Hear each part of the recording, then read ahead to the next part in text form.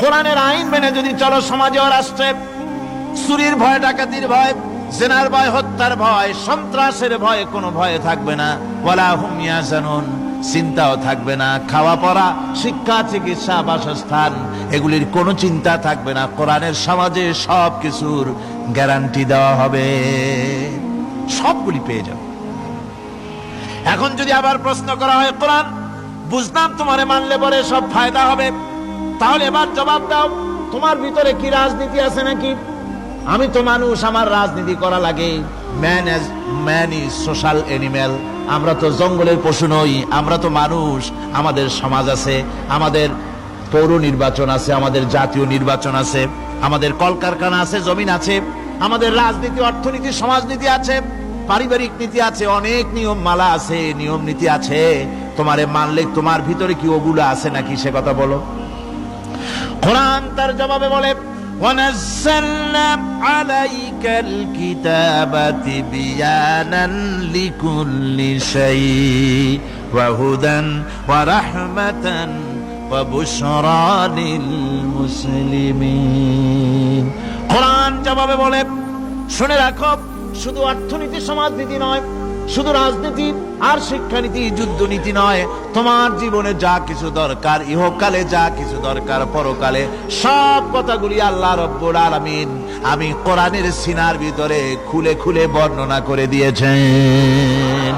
সব কথা এই কোরআনে কারীমের ভিতরে রয়েছে। তোমার এমন কোন জিনিস নাই যা তুমি কোরআনে কারীমের মধ্যে পাবে না। তোমার সমস্ত প্রয়োজন আমার বুকের মধ্যে আল্লাহ দিয়ে দিয়েছেন। বিজ্ঞান আছে, দর্শন আছে, ইতিহাস আছে, সব আছে এর মধ্যে। তবে কোরআনের মধ্যে বিজ্ঞান আছে বলে আমি এটাকে বিজ্ঞানের কিতাব বলবো না, দর্শন আছে বলে দর্শনের কিতাব আমি বলবো না, রাজনীতি আছে বলে কোরআনকে আমি রাজনীতির কোন কিতাব বলবো না।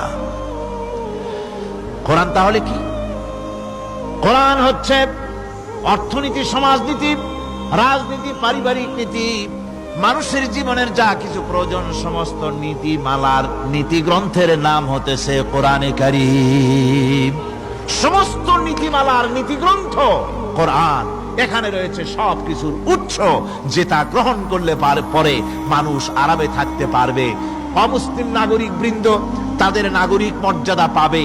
মুসলমান, কৃষক, নারী, চিকিৎসক, কৃষিবিদ, সাধারণ মানুষ, রং, বর্ণ, ভাষা নির্বিশেষে গোটা মানব সভ্যতা আরামে বাস করতে পারবে। পশু পাখিও আরামে থাকবে, গাছপালাও আরামে থাকবে, যেহেতু নির্দেশ হয়েছে বিনা প্রয়োজনে গাছের পাতাটিও ছিঁড়ো না। ইসলামের সমাজ যদি চালু হয়, গাছেরাও আরাম পাবে, পাহাড়ও আরাম পাবে।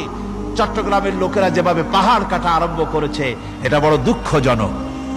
জুমলায় মুতারেজা একটা বলে দিলাম, অপ্রাসঙ্গিক হলেও জরুরি কথা। আপনারা পাহাড় কাটতেছেন না, আপনাদের নিজেদের পায়ে নিজেরা কুড়াল মারতেছেন। খবরদার পাহাড় কাটবেন না। আল্লাহ প্রকৃতির ভারসাম্য আপনারা নষ্ট করছেন বলে ওজোন স্তরে ফাটল ধরেছে। তা রিপেয়ার করার জন্য আজকে বিশ্বের সব বিজ্ঞানীরা হতাশ হয়ে গিয়েছে, পাগল হয়ে গেছে। কেমনে এই ওজোন স্তরের ফাটলকে রিপেয়ার করব? ওজোন স্তরটা কি? ওজোন স্তর হচ্ছে